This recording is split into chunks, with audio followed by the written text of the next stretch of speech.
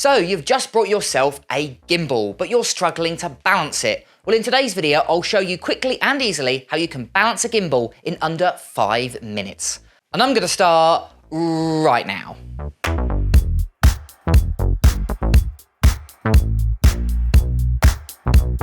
Now, when I first brought my very first gimbal, I really struggled to balance it because what I was trying to do was balance all of the arms at the same time. And if you try and do that with a 3-axis gimbal like this one, it's going to be very challenging. So what we're going to do in today's video, I'm going to show you how you can split up into 4 easy steps. So before we go ahead and start balancing the gimbal, I just want to talk you through my setup. So the camera we're using today is the Canon EOS R with the Sigma 35mm f1.4, as well as we're using the DJI RS2. Now I bought this gimbal for 2 main reasons. First reason, it's got quite a large cradle, so you can fit quite large cameras on there if that's something you're interested in, as well as it's got these locking pins that can lock off individual axis, which makes it so much easier to balance because you can lock off each individual axis independently, which makes it so much easier when you're doing the pan and tilt axis. Right, so let's go ahead and place the quick release plate onto the camera.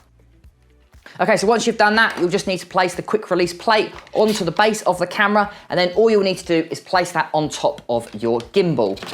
So go ahead and lock it in like so.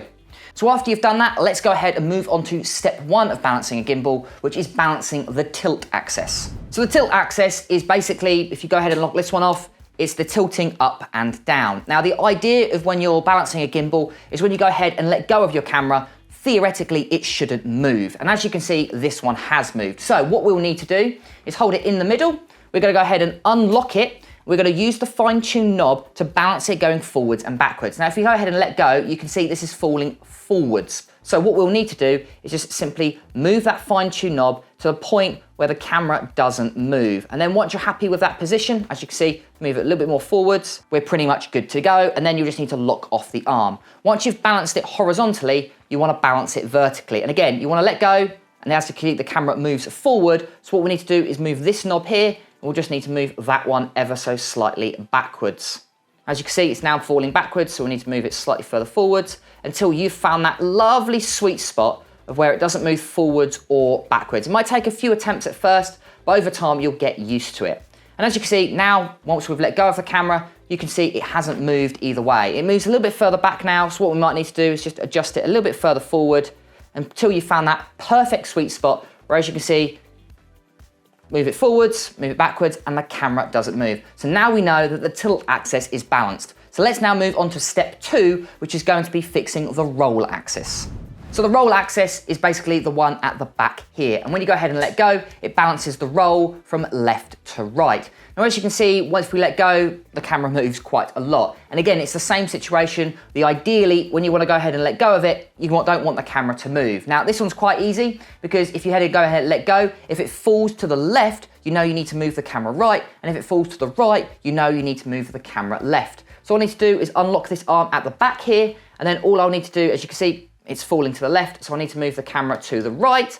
And as we'll do, move it slightly. There is no fine-tune knob on this one, so it takes a little bit more of practice getting it absolutely perfect. But again, as you can see, we've found that beautiful sweet spot where if we go ahead and let go, basically the gimbal and the camera does not move. So once you're happy with that, just simply go ahead and lock that arm off. And now you know step 1 and step 2. So if we go ahead and move the camera and let go, it doesn't move. And it does that in every single position we put it in. Now we know that that axis is balanced. So let's move on to step 3, which is fixing the pan axis. And the last axis we need to balance is the pan axis, and it's the one right at the bottom. So firstly, you want to go ahead and unlock it. Now, this is quite a difficult one to work out, but the idea of it is when you hold the gimbal and slightly tilt it forwards, if it tilts to the right, you need to make sure that you're moving the gimbal further backwards, or the arm further backwards. And if it tilts to the left-hand side, you know you need to move it slightly further forwards. So what I'm gonna do is slightly unlock it. What I'm gonna do is hold the gimbal, move it slightly further forwards, and you can see this is actually quite well balanced. It is tilting slightly to the right, so what I'm gonna do is move it slightly further backwards, like so. I'm gonna go ahead and lock it off. Again, hold the gimbal, move it slightly further forwards, and if I move it around, you can see you need to move it slightly further more backwards. But after those tinkering that you've done, you should be getting quite close to that sweet spot. And as you can see, it doesn't really move now, which is really, really good. And we've pretty much balanced it. Another way to check is to basically have the camera and the lens pointing directly upwards, look down the barrel of the lens and go ahead and spin the gimbal. The idea with that is you want to make sure that your lens lines up with the center of the gimbal. And that's roughly when you know that your pan axis is centered. And as you can see, with those 3 steps, we have easily balanced this gimbal. And the last step is to auto-tune the motors. So to auto-tune the motors is really simple. All you'll need to do in this particular case is go ahead and turn the gimbal on. Now, because I'm using the RS2, it makes it really simple because I've got a touch screen on the back. In the top left-hand corner, you can see you've got this small little icon. This is your auto-tune or start calibrating. Then all you need to do is go ahead and click start. Now what it will do is it will adjust the gimbal motors accordingly. Again, it will judge the size and weight and the balance that you've got. It'll basically auto-tune those motors to get the smoothest motion. You can also place this gimbal in smooth motion mode, which is a little bit better for when you're tracking subjects or when you're running really fast. But as you can see, it has now been auto-tuned and basically calibrated. So when I go ahead and move it around, we've got a nice balanced gimbal, and because of that, we're going to have great battery life and we're not going to be putting stress on the motors. Brilliant, and there we go guys, so that is how you can quickly and easily balance a gimbal in under 5 minutes. And of course, after a little bit of practice, you'll be able to do it even quicker than that. As well as do remember the numbers on the side of the gimbal, so if you're always using the same camera and you're always using the same lens, then realistically the weight's never going to really change. So on the side of the gimbal, they've always got those numbers, so if you write those down or just memorize them, you'll be able to balance it in under a minute, and something I highly recommend doing. I've been James for Video Fever, and I'll catch you guys next time.